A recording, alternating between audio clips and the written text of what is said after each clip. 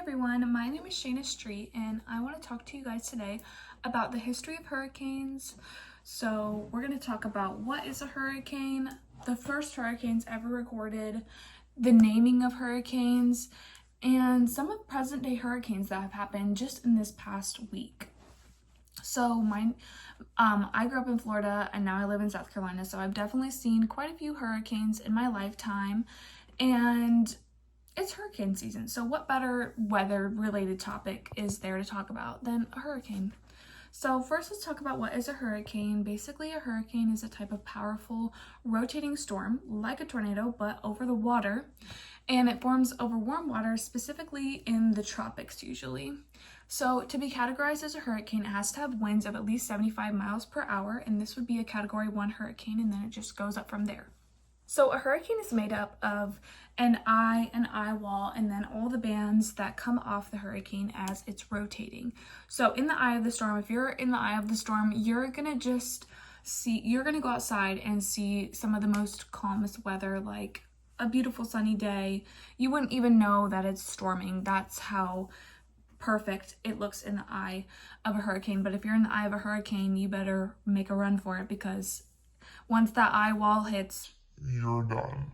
The eye wall has some of the most dangerous winds, dangerous rain that has of any part of the hurricane. The eye wall is the most dangerous place to be. So when meteorologists map where a hurricane is going, it's really important to look at if the eye is going to be coming through where you're going, and that's how they usually make. If it's a Category 3, 4, 5, and the eye is coming right over your town, that's when you know it's time to get out, because that is when it is the most dangerous. Hurricanes are classified on the Saffir-Simpson hurricane wind scale by their wind speed, and this is how they get their Category 1, 2, 3, 4, or 5.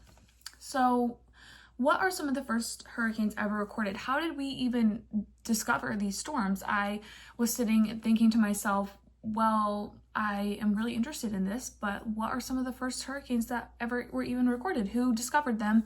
How did they get their name? Stuff like that. So actually, Christopher Columbus recorded the first one in 1502 of June. And he was in the New World, obviously, and he was off the coast of Hispaniola when this huge storm came across, and he tried to warn the governor because there was an approaching fleet coming, and they ignored his warnings, and their whole fleet was destroyed by this big storm. And then again in 1559, Tristan de Luna's fleet came across what would be a hurricane now on their way to the New World. They were trying to get settled, and they came across this big storm. Their whole fleet was destroyed again, and this was off the coast of Florida, but this was on the west side near Pensacola. And then again in 1622, the Terra Firma fleet was destroyed as they were near the Dry Tortugas in the Gulf of Mexico, and their whole fleet was destroyed. So now let's talk about how hurricanes get their names, the history that is behind how they get their names, and that kind of thing. So in 1950, the U.S. National Weather Service started a formal naming system using the phonetic alphabet, so they just picked names based off that. And then in 1953, they started using only female names, and then by 1979, they went back to both male and female names. Currently, the WMO, which is the World Meteorological Organization, manages the list of 21 names that is reserved for the hurricanes, and it gets recycled every 6 years. So they use the same 21 names every 6 years. So they have 21 names times 6. Do the math, it's like 186? 126. Perfect. Wow, this is why I'm not going into math. Anyways, so here are some present day hurricanes that literally just happened this past week. I don't know if you guys have been keeping up with it, but this is some of the stuff that's been going on. So the first one is Hurricane Imelda.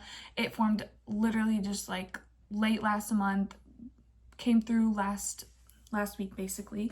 It was a Category 2 hurricane, and it caused significant flooding and at least 5 deaths in Puerto Rico, Cuba, and the Dominican Republic. All right, and then we have Hurricane Humberto, which also formed late last month as a Category 5 in the Central Atlantic. And what's crazy about this storm is it was just chilling in the Atlantic Ocean with Hurricane Imelda, okay? And like, what would have happened if those two storms just came together and like formed a Category 7 hurricane? Obviously, that's not even on the scale, but like, what if? Would we have been wiped out? Well, we didn't get to find out because it weakened and basically went away, but it did cause really dangerous rip currents along the East Coast. I'm pretty sure there was like some, injuries or death with that. I'm not really sure exactly, but that goes to say if there's a hurricane, don't be doing anything stupid. If there's a tropical storm, don't do anything stupid. Just stay away from the water, okay? Even if you're a good swimmer, even the best swimmers can't swim out of a rip current. Anyways, that's all I have for today. Thank you for listening, and I'll be back with more weather-related things soon. Bye.